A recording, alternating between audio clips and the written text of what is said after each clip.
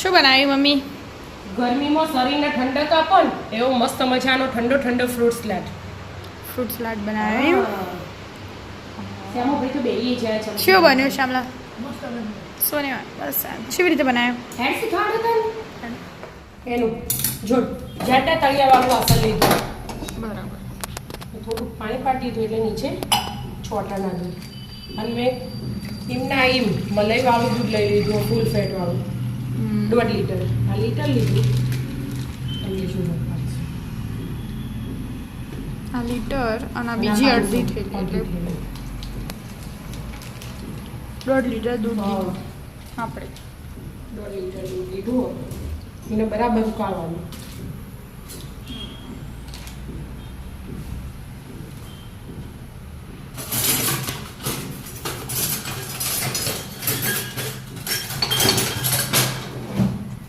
ઉભરો લાવવાનો હોય? ના હજી તો ગરમ થશે ને તાજા ફૂલ રાખવાનો ગેસ પછી ઠંડુ કરવાનું. અને આપણે તૈયાર નહીં લાગતા કસ્ટર્ડ પાવડર એ હું આજે ઘેર બનાવી દઉં. અમુક કસ્ટર્ડ પાવડર નખવો જ પડે. જો નાની 2 ચમચી મિલ્ક પાવડર લીધો. બરાબર. મિલ્ક પાવડર લઈ લીધો. હા અને 2 ચમચી જેટલો કોર્નફ્લોર નાની. આ હા ને આનાથી પણ નાની. ઓકે. 2 ચમચી 2 હરખા પ્રમાણમાં જ રાખવાનું. અને 1 વાટકી ભરી ખાંડ લીધી. અને પીળા કલરનો ફૂડ કલર આવે ને એ રહ્યો ઘેર થોડોક જ લેવાનો સ્લાઈડ જ જો બસ આટલું જ. અને આ વેનીલા એસેન્સ એ પણ થોડુંક જ લેવાનું એકદમ.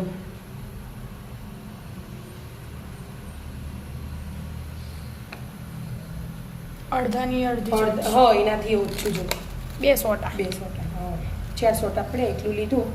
બસ આટલું પીસી લેવાનું. દૂધ ઉકળી જાય અને આને પીસી લેવાનું. પીસી લો. દળાઈ ગયું? હા બેટા જો દળાઈ ગયું. કલર ચેન્જ થઈ ગયો ને. થોડું વધારે નાખીએ તો પીળો બહારથી લાવીએ ને એવો બને. પણ માપનો કલર નાખ્યો ને મેં એટલે કલરનું કોઈ મહત્વ ના હોય. જો દૂધ ઉકળવા માંડ્યું હોય એટલે હલાય કરવાનું એટલે નીચે ચોંટાડી નાખો. હા અને 10-15 મિનિટ ઉકળે બરાબર પછી આ પાવડર નાખવાનું. આમાં ખોડ આવી જાય એટલે ખોડ એક્સ્ટ્રા નાખવાનું નહીં એટલા માટે. અને આપણે અરે જે તૈયાર કસ્ટર્ડ પાવડર લાવો કે ઘેર બનાવો તો એ ઉપવાસમાં ના ખવાય. ચમથી કોર્નફ્લોર આવે ને અંદર એટલા માટે. તો કસ્ટર્ડ પાવડર નહીં નાખવાનો તો જ ઉપવાસમાં ખવાય ફ્રૂટ સલાડ એવું હોય. હવે આ બધું લીધું કાજુ બદામના પિસ્તા એ જ્યાં ઉકળે જાય હાથે હાથે સમારી દઉં. અને ફ્રૂટ એ સમારી દઉં. કેરી પછી કેળા સફરજન દાડમ અને ચીકુ.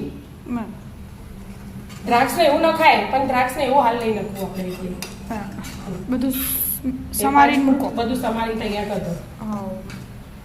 એટલા ના ઉકળવા. હા દૂધ ઉકળ્યું કે? હા ઉકળો એટલે હલાય કરવાના એટલે ઉપર મલાઈ આવે ના બેટા. જો ઉકળ્યું એટલે જાડું થયું ને.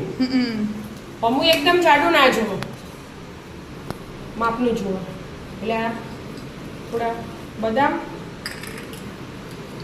થોડા કાજુ અને પિસ્તા. થોડા પિસ્તા જે નાખવું એ નખાય હવાની ઈચ્છા. બરાબર. એમ દૂધ ઉકળો 10 મિનિટ જેવું તો થઈ ગયું. અને આ પેલો પાવડર બનાવી તો કસ્ટર્ડ પાવડર એને ઠંડા દૂધ લઈ અને ઓગાળું એટલા ના ઉકળી જાય. કસ્ટર્ડ પાવડર મિક્સ કરવાનો. હા એ આ 1 વાટકી ભરીને લઈ લીધો એના જે આપણે હાલ બનાવે ને.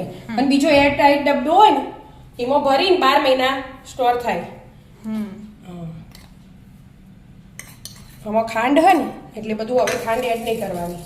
અને આ ઠંડા દૂધમાં જો કલર આવી ગયો. આવી જ જાય કલર.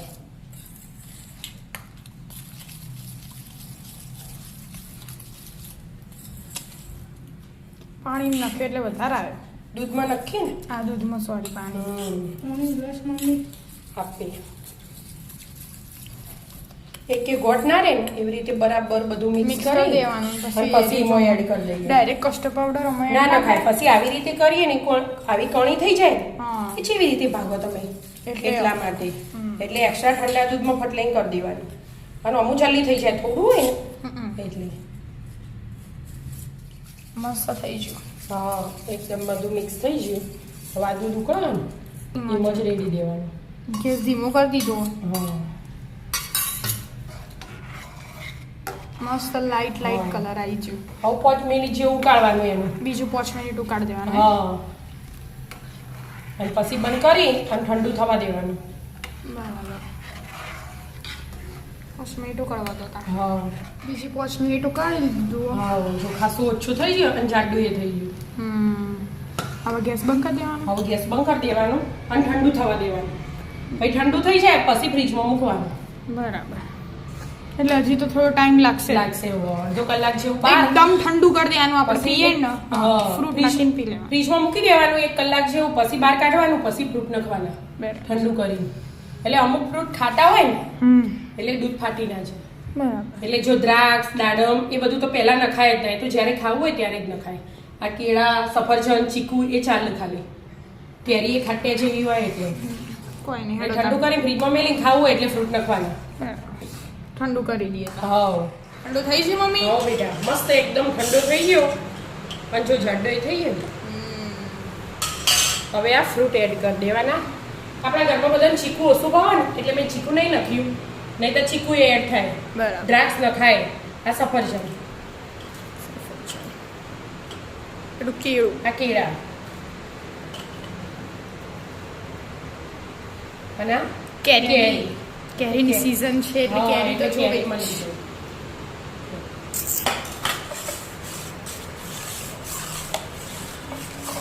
હવે દાઢમ. હવે દાડમે આ રહી.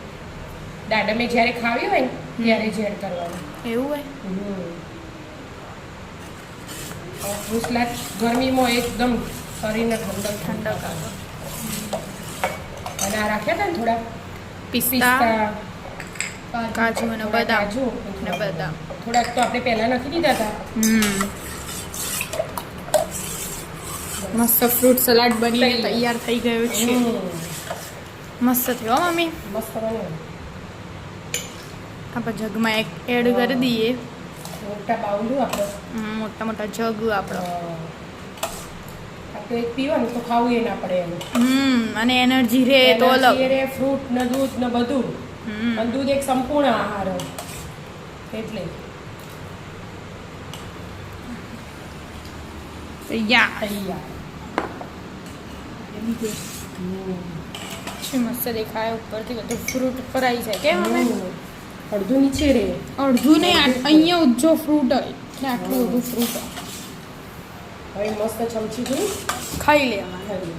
ફ્રૂટ સલાડ તૈયાર થઈ ગયું. થઈ જાય. ઉનાળામાં કશું ખાવાની ઈચ્છા ના હોય ને એના તો આ ખાઈ લેવાનું તો એનર્જી એ રહે અને આમ લાગે કોક ખાધું એવું. આવી જાઓ મિત્રો મસ્ત મજાનું ફ્રૂટ સલાડ પીવા. ખાવા પીવા. રાધે રાધે.